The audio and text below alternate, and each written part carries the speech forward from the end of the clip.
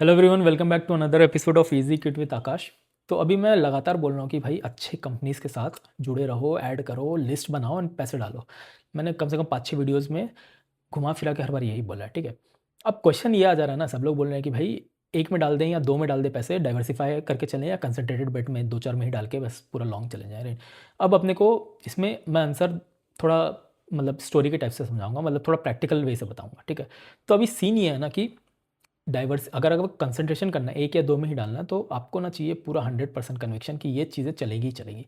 वो आता है या तो आपके पास इनसाइडर है, या आप बेसिकली आप वही बिजनेस चला रहे हो, या वही इंडस्ट्री से है, या इंडस्ट्री की पकड़ है, या एक्सपीरियंस है बहुत ज़्यादा।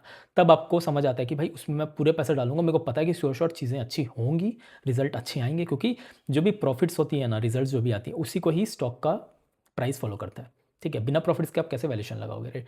तो अगर आपको पूरा एक्सपीरियंस आपको लग रहा है वो इंडस्ट्री चलेगी, तब आप कंसंट्रेशन करके चलो, जो कि गलत बहुत टाइप हो भी सकता है, ठीक है।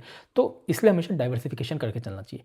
एंड सब लोग बोलते हैं कि भाई कंसंट्रेशन में बहुत ज़्यादा पैसा बनता है, ठीक है। कंसंट्रेटेड बेट में अगर आप करोगे तो उसमें ज़्यादा पैसे बनते हैं, बट कोई ये नहीं बताता कि उसमें आपके ज़्यादा पैसे ठुकते भी हैं, गिर भी जाते हैं। अगर लेट से आप किसी एक कंपनी में ए में आपने 100 के 100 पूरे रुपए डाल दिए, एंड वो नेक्स्ट एक दो क्वार्टर नहीं चली है, वो अब 30-40% गिर गए, तो आपका दिमाग खराब हो जाएगा, आपको समझ नहीं आएगा कैसे क्या हैंडल करना है, ठीक है। तो इसी रिस्क को मिटिगेट करने के लिए अपने को डाइवर्सिफिकेशन करना है। अब डाइवर्सिफिकेशन का मतलब ये नहीं होता कि रैंडम ओलू लोडू कुछ भी किसी में भी पैसे डाल दो। मतलब लेट से आपके पास 20 कंपनी है, तो आपने रैंडमली कहीं से भी 20 कंपनी उठा के डाल दिया, तो वो डाइवर्सिफिकेशन नहीं हुआ, वो फिर गैम्बलिंग ही हो गया। इसका मतलब ये है कि भूख लग रहा है तो कुछ भी मैं खा लेता हूँ, ठीक है। अभी मिठाई खा लेता हूँ, कल पानी पी लेता हूँ, कल वो कर लेता हूँ, वैसे नहीं होता ना। आपको बैलेंस डाइट लेके चलना है।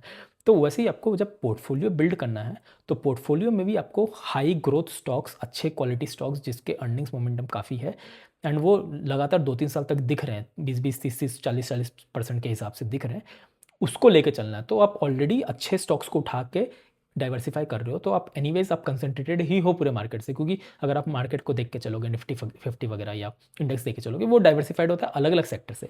तो आप भी अपने हिसाब से अलग अलग सेक्टर को उठा सकते हो, बट मेक श्योर करना उस सेक्टर में ग्रोथ है, टेलविंड है, 25-30-40% से ग्रो कर रही है वो कंपनी, वो पूरा सेक्टर, तो आपके पैसे बनाने की प्रोबेबिलिटी बढ़ जाएंगे। एंड उसमें आप ले लो फिर 10-12-15 कंपनी अपने हिसाब से, जितना आपको समझ आ रहा है। Again I am not recommending anything, मैं बस बता रहा हूँ कि एक थॉट प्रोसेस क्या होता है। उसके बाद अपना चीज़ों का लिस्ट को बनाओ, चीज़ों को पकड़ो, एंड अकॉर्डिंगली अपने आप को जो शफल करना है, जो ऐड करना है, माइनस करना है, प्लस करना है, अपने एडवाइजर के संग आप कंसल्ट कर लो। मैं से भी रजिस्टर्ड नहीं, तो मैं आपको वो बता नहीं सकता हूँ, बट हाँ, अगर आपको कुछ हेल्प चाहिए तो you can consult with me. Overall mind framework में, मेंटल मॉडल बनाने में, कैसे कंपनीज़ को पकड़ा जाता है, समझा जाता है, कैसे बिजनेस समझा जाता है, वो सब में मैं आपको हेल्प कर सकता हूँ। मैं वन ऑन वन कंसल्टेशन में आप आ सकते हो। एंड मैंने ई बुक भी एक लिखा है, मल्टीबैगर कैसे फ्रेमवर्क समझते हैं, ठीक है। उसके ऊपर मैंने लिखा है, वो भी 500 का है। सेव 10 करके डिस्काउंट कूपन है, उसमें 10% आप डिस्काउंट ले सकते हो। तो वो सब डिटेल्स आपको मिल जाएगा मेरे यूट्यूब वीडियो में, ठीक है।